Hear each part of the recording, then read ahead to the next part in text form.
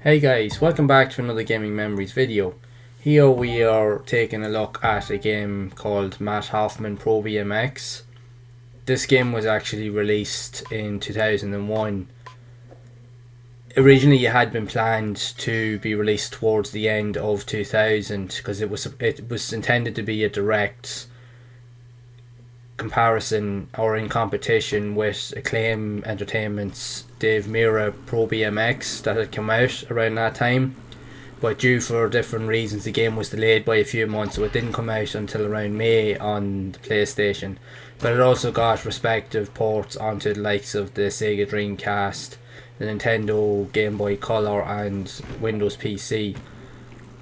The game is also developed by the same type of development studio that had created the fantastic Tony Hawk's games of the time, like Tony Hawk's Pro Skater 1 and 2, because it uses the exact same development engine. It's slightly tweaked a little bit due to the mechanics because you're using the likes of BMX bikes instead of skateboards. So the engine was tweaked slightly for different improvements and capabilities. But the game actually received very, very good reviews and it received high acclaim, like the early Tony Hawk's games, due to the ease of use and the playability within the game and the ease of access.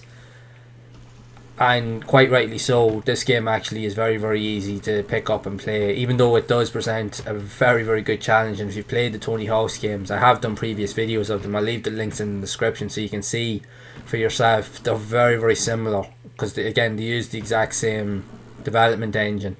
The only difference is you're pretty much going around on BMX bikes, you're not on skateboards at all, but the control system pretty much is the exact same to literally do all the special moves, especially when you're jumping up in the air and so forth. Everything pretty much is the same.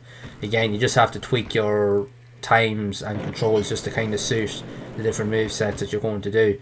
But this is actually a really fun title, and again, when it was actually released, it was also like the Tony Hawk's games, it was highly praised because of its level of playability and even just for casual fun as well.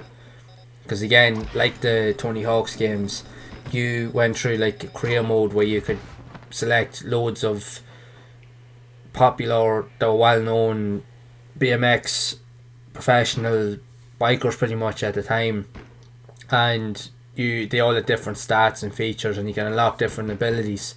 One of the cool features of this game as well is that you had the game also had an inbuilt kind of like level editor as well, so that you could design your own levels. You could place your own ramps and pretty much design whatever levels the way you wanted it to.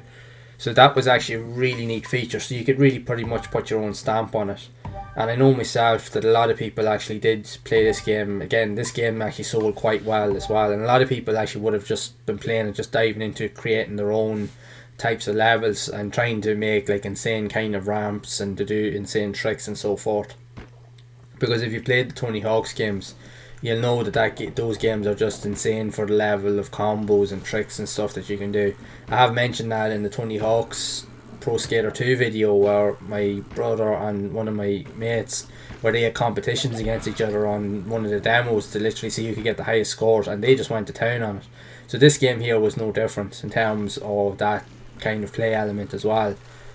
Now, I didn't actually own this game myself back in the day because I didn't really get to play it until later on.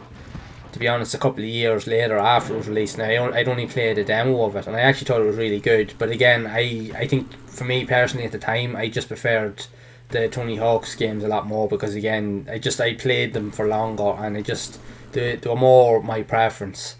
But that's not to say this game isn't any better. This game is actually a fantastic title, and like I said, it really it got great reviews in the magazines. A lot of people really liked it. And the fact is that it used the same aesthetics and development engine from the Tony Hawk's games, which is already a proven system, shows that this game had a lot pretty much standing and going for it pretty much from the get-go. Even though it was delayed by a couple of months because again, it was supposed to rival the Dave Mirra BMX game, it still stood out on its own right. And even though it was like a comparison to like the Tony Hawk's games, it still stood out on its own as well and had its own fan base. So this is actually a really, really good game. It really is. And actually having sitting down now and really giving it a good go with this game here when I was doing the video, I'll admit, like the Tony Hawk's games, I do really enjoy playing them, but I'm not great at putting all the tricks together and trying to get combos. This game is no different than that. I really struggled with it, but I had a blast actually playing the first 3 levels in it as I was recording the video. So this game is actually, even though if you can time the moves and the combos together, you will actually get a lot of really good feedback, and you will actually be able to pull off some insane combos. Again, it's just really good fun. Now, even though I didn't play this as much, say only played a demo, but I can only imagine the people that did play it would have had great fun with their mates. Because I remember, like, so myself and my brothers and I used to have great laughs with like the Tony Hawk's games, playing it with a few of us like around and like in the house and that growing up. We used to take turns trying to beat each other's scores. Now, the boys, Damien and my mate Derek, they were definitely the 2 best at it, hands down. The rest of us were never as good, but you were still willing to give it a try. So I can imagine the people playing this definitely would have been the same. There would have been a lot of people out there that actually really would have enjoyed this game as well. And quite rightly so. This is actually definitely, for me, a hidden gem. And I'm really glad to say that I really enjoyed it, like, when I played it. Like, it's really good. But then it has a really strong pedigree behind it as well, because again, the Tony Hawk's games, some of the best games ever to be created on the PlayStation, and you can see why. So I highly recommend you give this game a go if you get a chance. So I'd love to know your thoughts on Matt Hoffman's Pro BMX on the PlayStation. What are your thoughts of it, and what are your experiences? Did you enjoy it? Make sure to share it down in the comments below. So if you have enjoyed this video, make sure to leave a like. Also be sure to subscribe to the channel and hit the bell icon to be updated whenever I release future content, and also feel free to share the video, as I am going to be re-exploring a lot more of these old classic games, sharing my thoughts, experiences and opinions with everyone. So as always, make sure to keep playing those classic games and enjoying them, and keep those gaming memories alive.